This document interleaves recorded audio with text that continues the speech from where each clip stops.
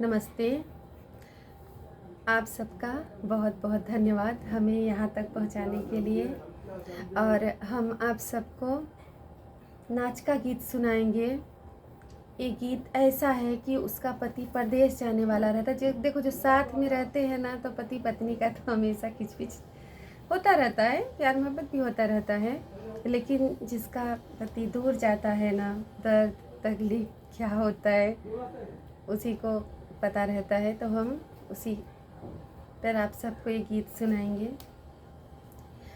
ए जी पायल क बोलिया साहब कैसे, ए जी पायल क बोलिया साहब कैसे, सैया जई है परदेसिया रहब कैसे, सैया जई है परदेसिया रहब कैसे, ससुर जी क बोलिया त हम सही लेबै, ससुर जी क बोलिया त हम सही लेबै, सासू जी क बोलिया सहाई कैसे, ये जी सास जी क बोलिया सहाई कैसे, सैया जइब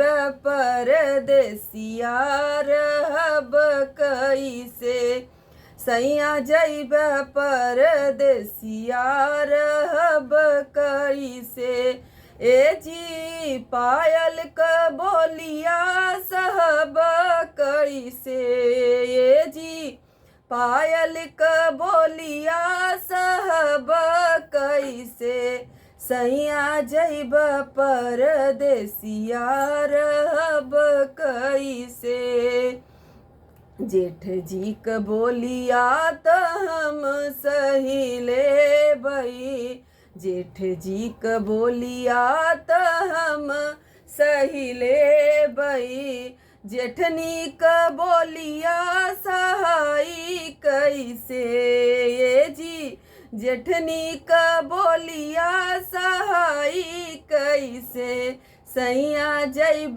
परदेसिया रहब कैसे, सैया जइब परदेसिया रहब कैसे,